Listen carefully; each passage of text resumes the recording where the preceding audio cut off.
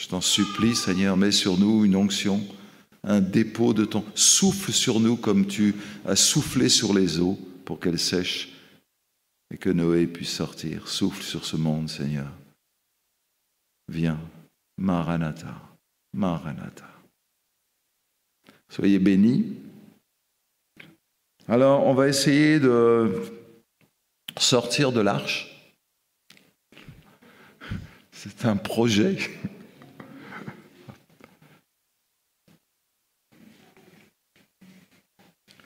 Alors, il y a une chose on va lire un peu de texte et je vais vous laisser travailler. Je vais vous dire quelque chose que vous pourrez faire. Et vous allez vous habituer. Alors, chapitre 7, verset, on a sauté là, verset 17, carrément. Le déluge fut 40 jours Pourquoi 40 jours? C'est quoi ce chiffre? 40 jours, c'est un temps fini. C'est comme si, par exemple, Moïse reste 40 ans dans le désert et le peuple d'Israël passe 40 ans dans le désert. Jésus reste 40 jours dans le désert. C'est un chiffre il faut aller au bout. Et je vais vous le dire comme ça. Vous êtes tous submergés par quelque chose. Il y en a qui me disent j'ai pas le temps, l'autre qui dit ma femme, l'autre mon mari, l'autre mes enfants, mon travail, ma santé, ma bonne humeur, ma mauvaise humeur. On est tous submergés par un déluge comme ça, tous. Et Dieu, il laisse le déluge 40 ans. 40 jours. Je ne sais pas depuis combien de temps tu es submergé par ton déluge, mais Dieu va maintenir ton déluge dans ta vie jusqu'à ce que tu aies atteint la plénitude, la complétude. Tu es rempli où il est rempli. Toi de voir, ta vie... En fait, le déluge a un but. C'est une conséquence de quelque chose, mais c'est le but. Et ce qui compte, c'est le but pour l'instant. Et on parle de Noé parce que Noé, c'est nous. Et n'essaye pas de sortir de l'arche avant, tu vas te noyer. Reste dans l'herméneutique de Dieu. Reste dans cet espace où Dieu te parle, dans la nuit, dans la solitude, dans ta chambre, où tu fermes la porte et Dieu te parle. Et toi, tu parles à Dieu. Et tant que tu ne seras pas allé au bout de ces 40 jours, années, ou je ne sais pas quoi, bah, tu ne sortiras pas. Mais si Dieu ne te fait pas sortir, c'est pour ton bien. Parce que s'il fait sortir Noé avant, il est mort. S'il ouvre la porte, l'eau va rentrer. Oui, il y a des choses où tu dois aller au bout pour que ta famille, tes amis, ton église et même le monde soient sauvés. Alors, il faut avancer. Les eaux crurent et croissèrent. Alors c'est marrant parce que ce qui détruit le monde, les eaux creuses et couvertes, on voit, c'est très détaillé. Mais ce qui détruit le monde soulève l'arche. Moi, je me souviens, ça fait 40 ans que j'entends ça, peut-être plus. La nuit vient sur le monde, mais la lumière vient sur l'Église. Le monde va descendre et l'Église va croître. L'Église va être montée sur une montagne comme un flambeau. J'entends ça depuis peut-être 50 ans. C'est exactement ce qui se passe. 50 ans, hein. C'est ce qui se passe là. Ce qui détruit le monde fait que l'Église, l'arche, se lève. C'est un principe. Je vous ai dit tout au début, vous n'avez qu'à écouter un peu. Vous répétez les choses. Je vous ai dit, il faut avancer. Elle s'éleva au-dessus de la terre. Les eaux grossirent, verset 18 du chapitre 7, on essaie de suivre la Bible quand même. Hein. Les eaux grossirent et s'accrurent, beaucoup sur la terre. L'arche flotta à la surface des eaux. Les eaux grossirent de plus en plus et toutes les hautes montagnes sous le ciel entier furent couvertes. Les eaux s'élevèrent de 15 coudées au-dessus des montagnes qui furent couvertes. Là, je peux parler un quart d'heure là-dessus. Mais je vous le laisse. Vous allez vous creuser la tête. C'est quoi 15 coudées? Ça fait quoi? Vous allez voir le chiffre que ça sort en mètres et vous allez vous dire, il y a un truc de Dieu. Je vous laisse, je ne dis rien. Je vous laisse, on me regardez pas comme ça. Ouvrez vos Bibles, et si vous ne savez pas ce que c'est qu'une coudée, allez dans Monsieur Google, il va vous le dire. Si vous avez une Bible Sommaire d'études, comme je vous ai demandé d'avoir tous, vous trouverez tout ça. Bon, creusez-vous. Tout ce qui se mouvait sur la terre périt, tant les oiseaux que le bétail, les animaux, tout ce qui rampait sur la terre. On a parlé de ça, vous vous rappelez ? Tout ce qui avait respiration, souffle de vie dans les narines et qui était sur la terre sèche mourut. Tous les êtres qui étaient sur la face de la terre furent exterminés. Ils l'ont pile, hein. Noé et Dieu, il veille vraiment à accomplir sa destruction. Et on va voir, c'est très important ça. Parce que le Dieu qui veut la mort, après renonce à la mort. Donc c'est important qu'on comprenne que dans l'arche, on est protégé du déluge, mais le déluge qui nous submerge ira jusqu'au bout, je vous l'ai dit tout à l'heure, jusqu'à ce que tout ce qui doit être détruit en vous, tout ce qui doit être détruit en toi soit détruit. Alors on avance. Dieu, il va au bout des trucs. Hein. Quand Dieu a décidé de faire quelque chose avec toi, il le fera. T'as beau résister, il le fera.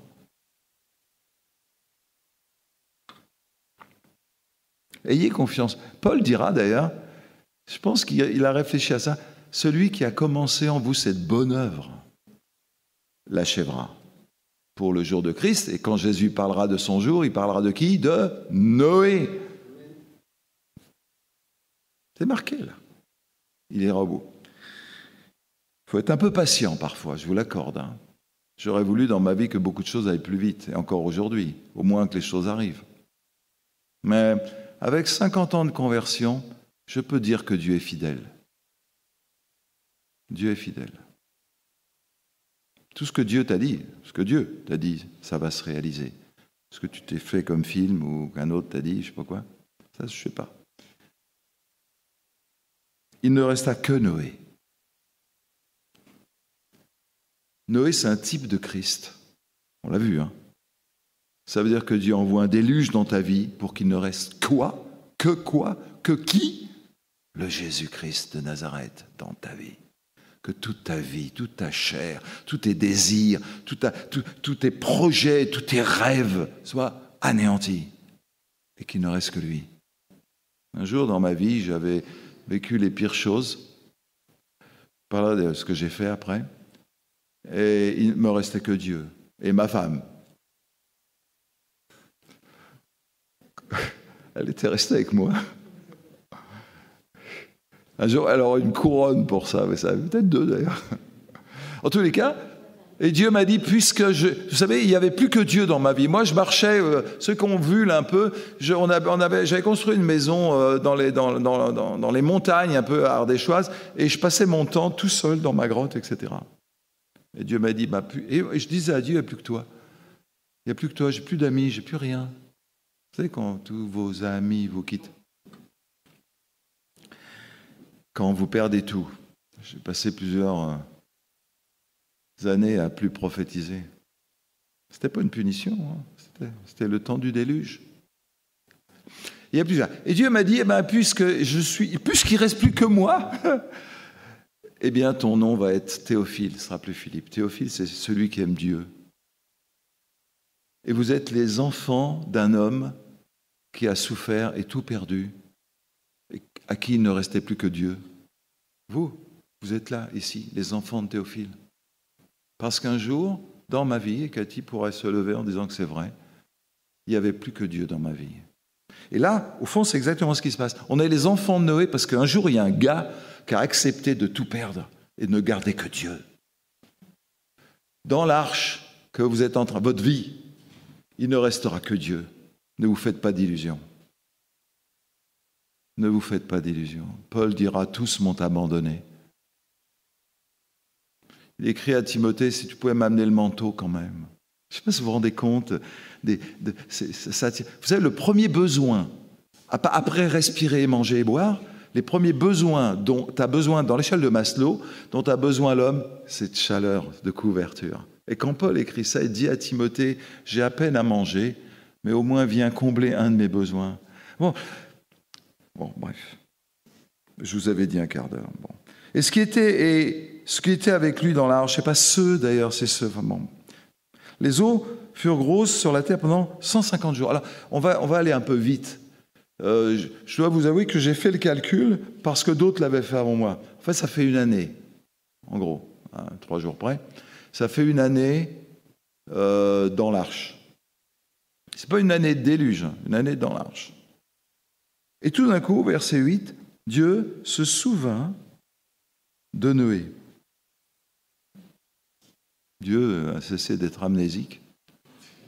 Ou alors il s'est passé quelque chose dans l'arche, il s'est passé quelque chose dans Noé, il s'est passé quelque chose dans ta vie pour que tout d'un coup, Dieu se souvienne des promesses qu'il t'a faites.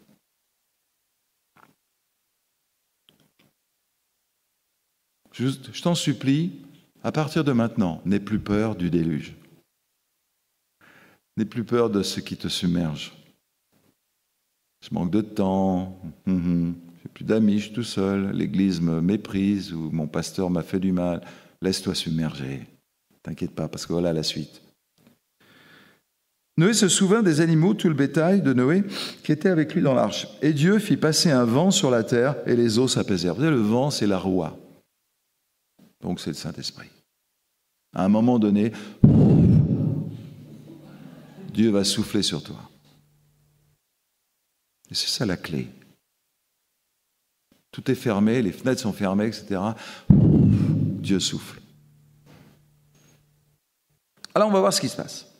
Bon, les sources de l'abîme et les écluses des cieux, je n'ai pas parlé de ça, mais furent fermées, la pluie ne tomba plus du ciel, les eaux se retirèrent de dessus, s'éloignant, diminuèrent jusqu'à 150 jours, le 7e mois, verset 4, en diminuant, etc., 10e mois, verset 6, au bout de 40 jours, toujours, 40, toujours.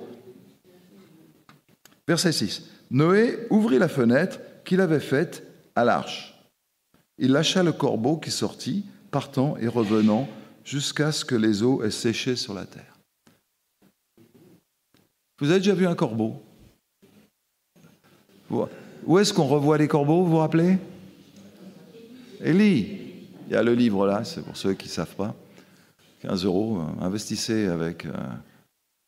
Vous faites merci au Seigneur de vous avoir parlé pour l'offrande. Merci à ceux qui sont engagés aussi dans Théophile pour soutenir Théophile avec régulièrement. Merci Seigneur.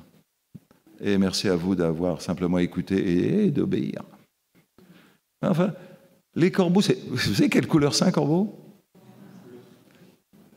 C'est tout noir. Ouais, suivez-moi. Vous voyez, vous commencez à avoir des idées qui vous viennent. C'est bien, ça me plaît ça. C'est un animal noir. Vous savez ce que fait Noé? Il a des pensées morbides. Il vient d'un monde de péché. Il a résisté. Et pourquoi celui qui a résisté, celui qui est juste, celui qui est sans défaut, il doit quand même passer par le déluge?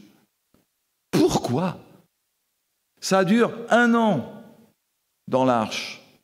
1 an. Vous savez, moi, quand j'étais à l'hôpital, les gens venaient me voir en me disant « Mais Philippe, tu t'es dit, pourquoi moi ?» Jamais je me suis posé cette question. Mais à mon avis, Noé s'est posé ces questions. Noé, il revoit toute l'histoire. Pourquoi? C'est pourquoi Dieu, il fait rentrer les hommes d'un côté, les femmes de l'autre. Noé dit, pourquoi je ne peux pas coucher avec ma femme? Non, tu ne feras pas ça. Parce qu'il faut que tu redéfinisses une nouvelle. Quand tu vas sortir de l'arche, il ne faut pas que tu emmènes ce qui vient d'hier. C'est pourquoi Dieu dit, vous êtes morts, vivez. Mais d'où je vis? D'en haut. Pas de derrière. Ma vie, j'emmène pas dans l'église et dans ma vie future ce que j'amène, ce que je vivais avant. Sinon, je vais être malheureux. Et c'est exactement ce que Dieu fait. Il sépare, alors que dans la société, il y avait une confusion. Les problèmes de bioéthique aujourd'hui nous sautent à la figure quand on lit Noé. Tous les problèmes d'écologie, où on défie la nature. Tout d'un coup, Noé il réfléchit à tout ça. Comment je vais faire? Et puis Dieu lui dit, prends des animaux purs et impurs. C'est quoi ce truc? D'où ça lui vient, cette idée? Pourquoi Dieu dit ça? Et en plus, il ne lui dit pas pourquoi.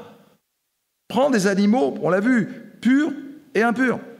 Et Noé doit réfléchir à tout ça. Et tout d'un coup, toutes ces pensées d'hier, toutes ces pensées du monde, toutes ces pensées charnelles, toutes ces pensées morbides, tout ça, ça sort de lui. Ces idées noires, si vous voulez, le corbeau, il le lâche. C'est fini. Tout d'un coup, Noé est délivré de sa chair. Il a compris que l'arche, c'était le baptême. C'est ce que dira Pierre, c'était les eaux du baptême. Il a compris ça, Noé. Et il dit, je suis passé dans la mort de l'arche. Et dans la mort, j'ai laissé le corbeau, et il le lâche. Jusqu'à ce que le souffle, l'Esprit de Dieu sur la terre est soufflé, sur lui, est soufflé suffisamment pour qu'il soit délivré de sa chair. La puissance du baptême, elle est là. C'est ce que dira l'apôtre Pierre. Noé nous parle du baptême. Et vous voyez, il y a un Noé, il y a un Noé qui avait qui avait le corbeau dans sa tête, dans sa vie, et voilà, sort, va-t'en. Et quand le Saint-Esprit a suffisamment soufflé, le corbeau, il ne revient plus. La chair est crucifiée. Il ne revient plus. Arrêtez de me dire, ça c'est Romains 7, combat dans la chair. Il n'y a pas un théologien qui dit que Romains 7, c'est la vie chrétienne normale. Pas un seul. Bref. Et alors après, il ne fait pas que ça. Bon, il lâche le corbeau. Il lâche aussi une colombe. Pour voir si les eaux avaient diminué de la surface. Au fond, est-ce que la colombe, c'est lui, c'est le nouveau? C'est le nouvel Adam. C'est un lapsus, mais c'est le nouveau Noé. La colombe, c'est la blancheur, la pureté de tout ce qu'il a compris. Vous voyez, il passe du corbeau à la colombe. Et la colombe, elle revient... J'ai conscience d'aller un peu vite, mais vous allez voir, c'est pas faux. La colombe, elle revient une fois, elle revient deux fois, parce que ça n'a pas poussé encore, et elle revient avec un rameau d'olivier. Et l'olivier, dans la Bible, c'est le peuple de Dieu. Et Noé comprend que ces pensées morbides, c'est un ancien monde, et que Dieu est en train d'en construire un nouveau avec le peuple de Dieu. C'est vous, l'olivier, c'est vous, l'olivier franc, ça vous dit quelque chose? Voilà à quoi vous êtes greffés. Et les bonnes pensées, les pensées pures, les pensées justes, vous êtes nés nouveaux, tout ce qu'on a lu là, on vous a donné, saint, justifié, glorifié, etc. Tout ça, c'est vous. Tout ça, c'est l'olivier. Tout ça, c'est la colombe. Tout ça, c'est les nouvelles pensées que Noé passe de l'un à l'autre. Et Dieu, il voit ça. Et à cause de ça, Dieu se souvient de Noé. Parce que Noé a fait ce travail en lui-même. Et ce séminaire d'été, ce camp, Théophile, alors là, pour le coup, Théophile, on en plein dans l'arche. Et puis, s'il y a un endroit où on vous aide à passer du corbeau à la colombe, c'est bien ici. S'il y a un endroit où on vous dit, vous êtes mort, vous êtes ressuscité, vivez comme vous êtes. Vous êtes assis dans les lieux célestes, vivez comme ça. Dieu n'est pas loin, il est dans l'arche avec vous. On l'a vu hier. Au fond, il est dit que Noé marchait avec Dieu. Et on s'est aperçu que Dieu marchait avec Noé. Ça marche dans les deux sens, Théophile, vous savez. Ceux qui aiment Dieu, ceux que Dieu aime. Il faut un peu avancer. Alors, qu'est-ce qu'il nous fait? La colombe, toi, bon, etc. Il avance à la main. Alors là, par exemple, si vous voulez vous amuser, restez un peu là-dessus. Il a pris, il a fit rentrer auprès de lui dans l'arche. Il attendait encore 7 autres jours. Pourquoi? Enfin, creusez-vous la tête. Tout ça, ça a un sens. Chaque mot est porteur d'une réalité, porteur d'une vérité pour nous. Te précipite pas pour sortir. Laisse l'œuvre de la colombe se faire en toi. Attends, sois paisible. Il y a des gens, ils sont... Alors, on a entendu ça chez les évangélistes. Les gens, ils se convertent. Moi, j'avais un ami, il n'a pas pu venir parce qu'il est malade, mais je voulais vous le présenter. Et quand il s'est converti, il courait autour de la table avec sa Bible en poursuivant son père. Il disait, papa, regarde, c'est écrit, il venait de se convertir. Son père, il se sauvait. Et prends le temps un petit peu. Prends un peu de temps, etc. Oh, bon. Oui, tout est écrit là. Ça fait plaisir à Cléo, mais... Alors, la colombe revint... Alors, 1949, on a demandé, pour que vous sachiez quand même, en 1949, il y avait un congrès de la paix fait par les communistes en France, en Europe d'ailleurs, mais dans le monde, je crois.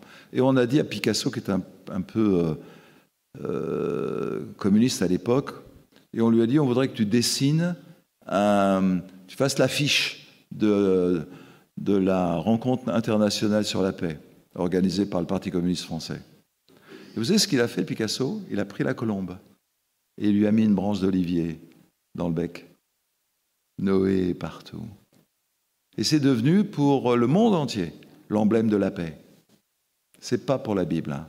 C'est pour ça que je prends cet exemple, parce que vous verrez ça en cherchant un petit peu, vous verrez des images. C'est pas ce que dit la Bible. Mais c'est pas mal comme image quand même.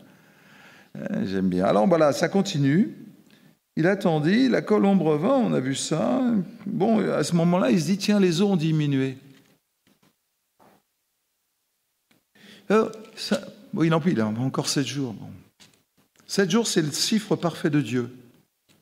Et Dieu, il dit, on va en ajouter encore un peu. Une perfection à une perfection. Voilà, il regarde, il ôte à la couverture. Alors, Dieu parla à Noé, enfin. Ça fait 1 an qu'il lui a rien dit, Dieu. Je ne sais pas si tu peux attendre 1 an sans que Dieu te parle. Non seulement il est dans l'arche, non seulement dehors, ça ballotte, etc. Non seulement il ne sait pas ce qui se passe, non seulement il subit la pression de l'arche, non seulement il subit la pression d'un baptême, de changement, il doit réfléchir, refaire un monde. C'est ce qu'il fait Noé. Parce que nous les chrétiens, comme l'a dit, j'ai bien aimé ce qu'a dit... Vous savez, Martin, il fait partie d'une association, d'un groupement, je ne sais pas comment on va appeler ça, un mouvement, qui s'appelle le Congress, WBN. Vous trouvez ça sur Internet. Et actuellement, ça fait 35 ans que ça existe. Hein. Nous, ça fait quinzaine d'années, donc c'est bon, on a de l'espoir. Vous savez, dans plusieurs pays, les dirigeants des pays voient comment, dans le Congrès, les gens se comportent. Et ils disent, mais comment vous faites pour maintenir 200 personnes dans une salle dans la paix? Et il y a plusieurs pays dans le monde qui demandent au Congrès, venez former nos dirigeants, nos ministres. Parce que les clés que vous avez trouvées, on les veut. Je crois il y a 2 grosses sociétés aux États-Unis, comme Microsoft, etc., et il faudrait qu'ils nous disent précisément, qui ont demandé au Congrès aux États-Unis, venez nous apprendre comment vous faites pour vivre en harmonie? Comment vous faites pour que les gens s'aiment les uns les autres? Comment vous faites? Au fond, il y a quelque chose là que Dieu est en train de nous dire en disant le monde nous regarde et on est capable. Alors, tout le monde ne fera pas ça. Mais les gens sont perdus, complètement perdus. Et vous êtes une image de Dieu. Alors, bon... les animaux purs et impurs. Alors ça, c'est toute une histoire.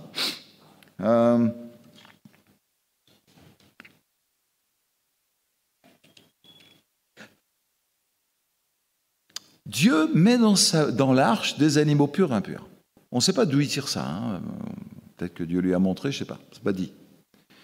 Et Noé va passer 1 année à se demander à quoi ça sert.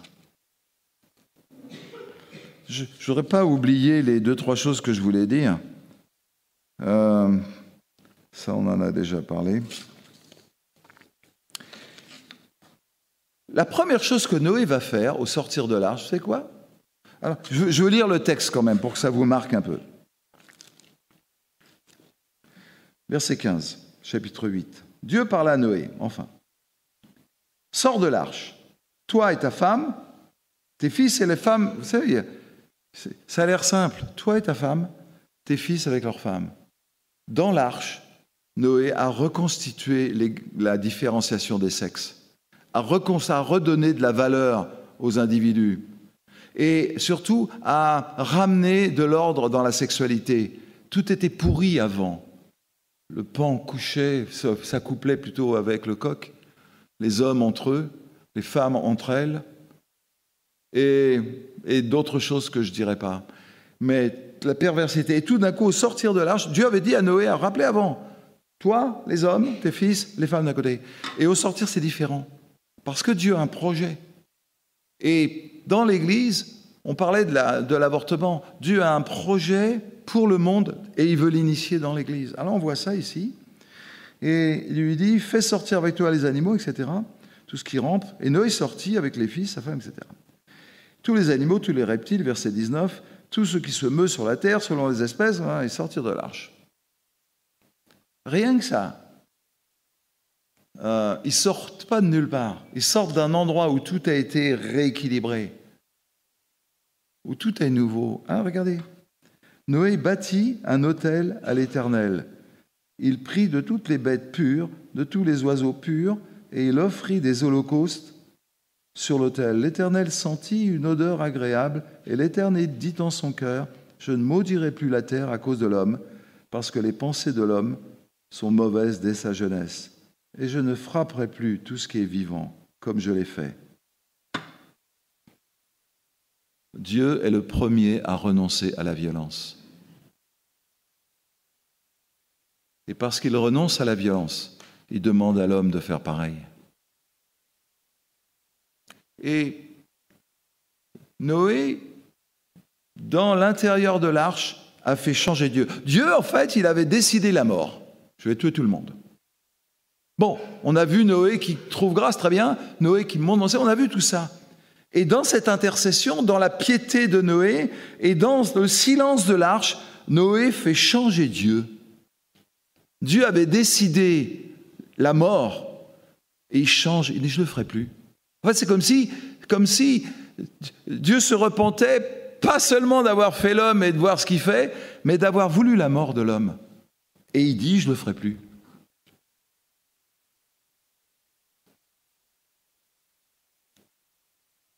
J'ai un ami, théologien, je crois que c'est mon premier pasteur plutôt, quand je réfléchis, il s'appelait Thomas Roberts, et c'était lui un théologien, et il disait, est-ce que Dieu peut changer ses plans? Tout le monde dit oui. Est-ce que Dieu peut changer ses plans pour l'Apocalypse? Jusqu'où ça va? Les post-millénaristes sont proches de ça. Tout le monde pense qu'il y a une vérité dans l'Apocalypse qui est immuable. Mais Noé nous a appris que par notre attitude, on peut façonner l'histoire. Et là, on est entraîné dans cette direction, cette réflexion. Pourquoi on évangélise? Je vois Fred là. Pourquoi on évangélise? Pour que les gens n'aillent pas en enfer? Non. Pour qu'ils connaissent la gloire. Vous savez, Paul, il dit qu'il y a un plus grand nombre, il parle de l'évangélisation, il faut faire de l'évangélisation pour pas qu'il y ait un plus grand nombre de gens qui aillent pas en enfer. Il dit jamais, il dit ça, Paul. Il dit une chose, il dit pour qu'il y ait un plus grand nombre d'hommes et de femmes qui louent Dieu. C'est écrit comme ça. Fred nous parlait de l'évangile du royaume, c'est de ça dont il est question. Alors là, Dieu lui dit, verset chapitre 9, « Soyez féconds, multipliez, remplissez la terre. » C'est un ordre. Ça s'appelle les lois noachiques, nouvelle alliance en Noé. Je ne parlerai pas de ça. Je n'ai pas le temps. C'est pas que je n'ai pas envie. Mais il lui dit, multipliez-vous. Et lui, donc ça veut dire le plus. Le plus, toujours. Plus, plus, plus. Et Dieu, un peu, c'est comme si entre Noé et Dieu, dans l'arche, dans votre chambre, il y a quelque chose comme un pacte, un secret qui passe entre Noé et Dieu. Et c'est comme si Dieu donnait à Noé un passe-partout, un mot de passe. On emploie ça pour aller dans tous les réseaux. Un mot de passe, et Noé va nous donner la clé. Tout d'un coup, Dieu lui dit, multiplie-toi. Et Dieu regarde. Qu'est-ce qu'il va faire, Noé? Est-ce qu'il va recommencer comme avant? Faire une société de profit, où on veut toujours plus, où on veut toujours se multiplier, plus d'argent, plus de tout ce que vous voulez, plus de plaisir? Lors de l'établissement du mariage pour tous, en France, on a posé la question, mais pourquoi? Parce que Dieu... Mais si les gens s'aiment, après tout, on peut se marier. Si tu aimes ton chien... Oui, il y a comme ça toute une rupture qui se fait dans la tête de Noé. Et Dieu regarde et lui dit, multiplie-toi. C'est-à-dire l'idée d'une culture où il y a toujours plus, plus, plus. Eh bien, vas-y, recommence. Mais il y a eu l'arche. Il y a eu 40 jours de pluie. Et plus de 300 jours de réflexion où le vent soufflait, asséchait tout ça, où Dieu, en soufflant et en asséchant, disait à Noé, je ne veux pas recommencer ça. Je ne veux pas recommencer à détruire la terre. Si tu pouvais, toi, changer. Si tu pouvais vraiment devenir cet homme qui passe du corbeau à la colombe blanche de pureté. Si tu pouvais, toi, être cet homme qui croit que dans le baptême, tu as perdu qui tu étais, et tu deviennes et tu vives comme un homme nouveau, si tu pouvais. Ne pas vouloir avoir 3 télés chez toi, 5 voitures, 10 ordinateurs. Et j'en passe. Moi, je ne vous dis pas de ne pas avoir 3 voitures. Mais il y a quelque chose que Noé est en train de faire. Et Noé, il va faire un truc inouï, je trouve. Dieu le regarde et il dit, maintenant, je te dis, vas-y, mon gars, c'est à toi. Recommence l'histoire. Et Noé, il va prendre des animaux purs. Bon, parce qu'il n'y a que les animaux purs qui peuvent être offerts à Dieu. Je t'en supplie, ne lui offre pas ton temps en regardant la télé. Plein d'exemples. Vous savez, les gens, ils lisent leur Bible en regardant la télé. Vous savez, ils m'énervent dans les téléphones parce que je ne suis pas certain que vous ne regardiez pas Google quand vous lisez votre Bible comme ça. Mais comme dit Martin, si vous avez une Bible en papier, vous êtes d'un autre siècle. Il a un peu raison. Au fond, Dieu ne lui avait pas dit quoi faire des animaux purs et impurs. Mais Noé, il comprend dans l'intimité, parce que Dieu lui donne le mot de passe pour l'avenir. Et c'est seulement quand Noé, on l'a vu, avait intégré tout ça, on le voit avec les animaux purs, enfin la colombe, etc. Et on voit tout ce qui se passe, ça nous parle de tout ça, de ce qui se passe en nous en fait.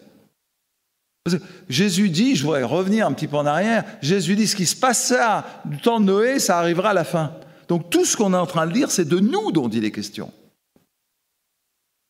Et comme Noé est sorti de l'arche, on a la possibilité, en créant l'histoire par nos paroles, je ne vais pas revenir sur tout ce que j'ai dit, on a la possibilité de créer une histoire. Et la parole qu'on prononce, c'est la parole de Dieu, le Christ incarné. Bon. Noé, il va faire un truc inouï. Et Dieu regarde, il lui dit, vas-y, plus. Et Noé va dire moins. Il prend des animaux. Dieu lui avait dit qu'il se répande, parce que c'est comme ça que les gens vont m'adorer. Par les animaux purs. Et Noé, il va faire un moins. Pour Dieu. C'est pas, vous savez, c'est pas un jeûne de 40 jours où il dit, voilà, je vais sanctifier ma vie. Pas du tout, c'est pour Dieu. Quand tu lis ta Bible, c'est pour Dieu. Quand tu pries, c'est pour Dieu. Quand tu prends du temps pour Dieu, c'est un moins dans ta vie, un moins dans ton organisation, un moins dans tes pensées, un moins dans tes loisirs, un moins. Mais c'est pour Dieu.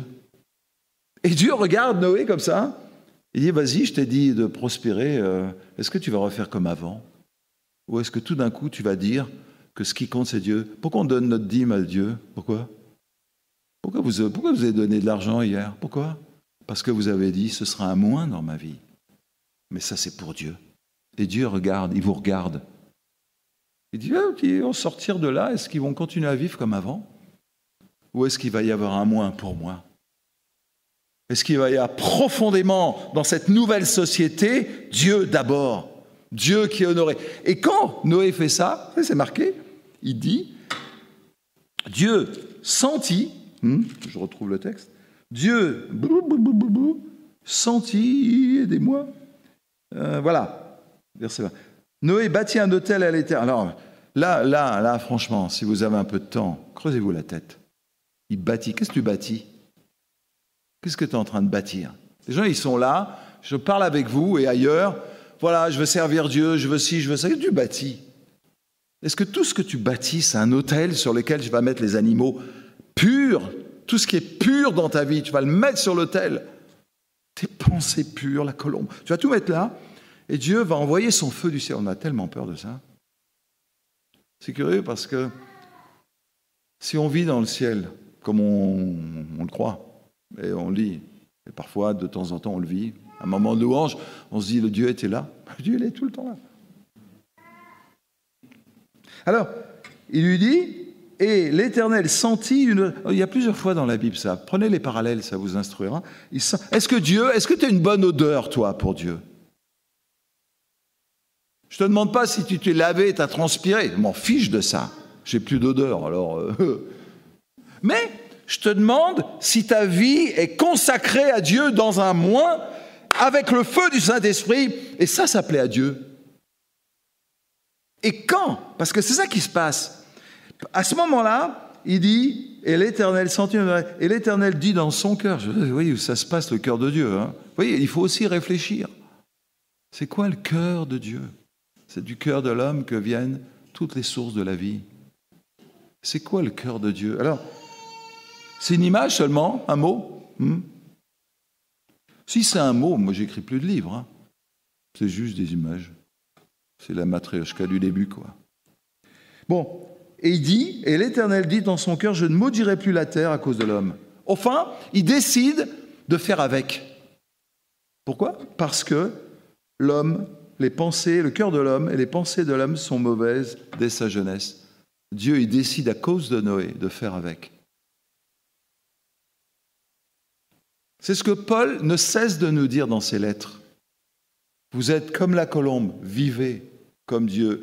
Et on est tellement dans le plus, nous. Vous savez, tous les trucs qu'on a lus hier, à l'Élone, tout ce qu'on a lu, c'était les uns les autres. Se soutenir, s'aimer, enfin, tous ces trucs-là, c'est toujours un moins pour moi, mais un plus pour le corps. Il n'y a pas de plus pour le corps sans moins pour moi. Paul dira, la mort agit en moi et la vie agit en vous. C'est ce que Noé dit. Dans cette nouvelle société, on va commencer par le moins. Et Paul le redira, et il nous dira toujours, vous êtes morts, vivez. Dans le moins. Et Dieu sent une bonne odeur. Et Dieu va faire un truc, parce que j'ai cherché quand même, je creusais la tête, et Dieu va mettre l'arc dans la nuée. On dit l'arc-en-ciel, je pense que c'est ça, l'arc dans la nuée. Et Dieu met l'arc dans la nuée, pose, c'est le mot. L'arc dans la nuée, c'est ça, c'est le mot. Et il dit que tant qu'il y aura l'arche, pas de problème. Et l'arche vient quand il pleut. Ça ne vous parle pas du déluge un peu, vous voyez? Donc, quand vous êtes submergé par le déluge, rappelez-vous que c'est comme ça que Dieu voit l'arc. Soyez en paix, ça ne va pas vous tuer. Et Dieu pose l'arc, écoutez bien, Dieu, alors moi j'ai cherché, quand même, j'ai cherché. Dieu pose l'arc dans la nuée. Et voilà, j'ai posé l'arc. Le mot le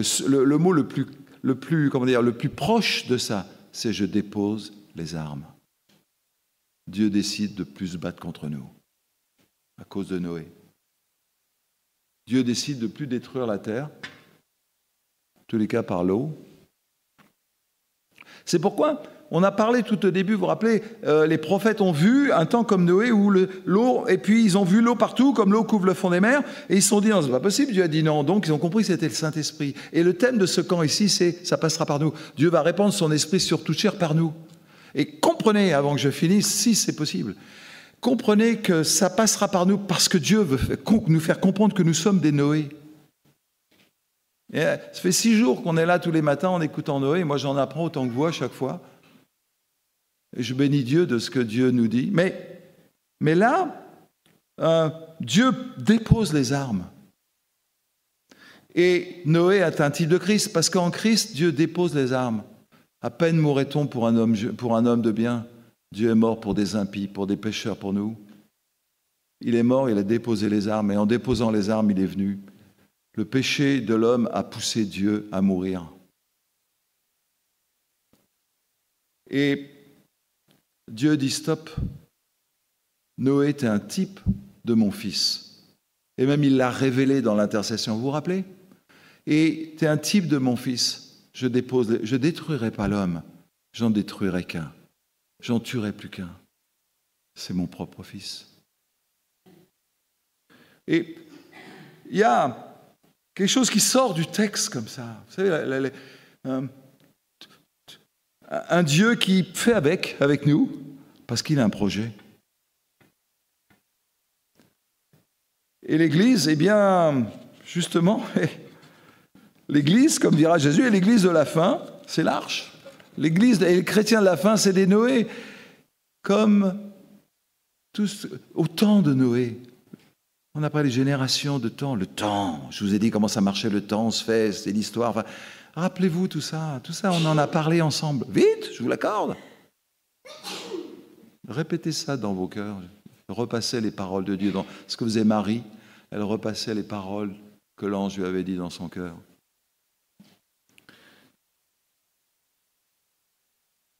Allez, une société du moins, afin que Dieu soit le premier servi. Et afin qu'on reconnaisse que oui, j'ai donné 100 €, c'est Dieu qui me les a donnés. Donc je te les rends pour te montrer. Regarde, moi je suis de la génération de Noé. J'ai compris. J'ai pas de temps, j'en aurai. J'ai pas les moyens, j'en aurai. J'ose pas, j'oserai. Je peux pas, je le ferai. Tout ce qu'on fait, les centres apostoliques, libérer le ministère, etc., c'est comme disait, je ne sais plus qui, c'est Pierre qui disait ça, je crois, c'est juste les moyens pour arriver à un but. Et le but que Noé nous dit encore une fois ce matin, le but c'est Dieu. Parce que derrière Noé, Dieu a une idée, c'est Jésus. Derrière vous, Dieu n'a qu'une idée, c'est Jésus. C'est pour ça que les ministères sont les ministères du Christ. Tout ce qu'on fait, c'est pour révéler Jésus. Pas pour prendre une place, pas pour, je ne sais pas quoi, à l'Élone. Ça va aller, ça va aller. T'inquiète pas, la prochaine fois, je le mettrai à la poubelle avant que tu rentres. À l'Élone, merci Seigneur pour Noé, merci Seigneur pour la colombe, merci Seigneur pour l'autel. Seigneur, prends nos vies, envoie le feu, souffle sur nous, et que la terre soit... Seigneur, tu as déposé les armes à la croix. Et tu nous donnes la vie. Je te bénis, Seigneur. Merci pour ce voyage avec Noé. Sincèrement, Seigneur, quelqu'un a dit que j'étais passionné, mais je suis passionné par toi. Tu m'as emmené, tu nous as emmenés sur les traces d'un homme dont Jésus dira ce qui arriva au temps de Noé va vous arriver. Soyez des Noé.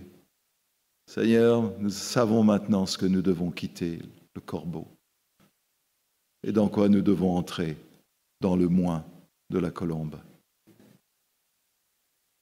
Nous te consacrons ce matin, puisque nous sommes prêtres, nous te consacrons par notre offrande, par nos vies, par notre amour, par nos chants, par nos prières, par nos dons, notre argent, tout ce qu'on a. Nous te consacrons, roi de la terre. Et nous savons qu'en te donnant, nous te faisons confiance. Nous te faisons confiance. Nous n'avons pas peur. Nous n'avons plus peur. Merci Jésus, merci. Merci de la croix où tu as déposé les armes et tu es venu mourir pour nous. Et merci de la résurrection. Et merci de l'histoire et de la force que tu nous donnes d'engendrer un monde nouveau qui vient. Nous qui sommes de la génération Noé. Merci Père de ce que, à l'Élone, nous sommes l'arche. Et c'est par cette arche que le monde sera sauvé. Par le petit trou de la serrure. Assez large pour faire entrer le monde entier. Car Dieu a tant aimé le monde qu'il a donné son Fils unique, afin que quiconque croit soit sauvé et ne périsse pas. Justement, périr, tu ne le veux plus. Qui t'a donné ta vie. Merci. Soyez bénis.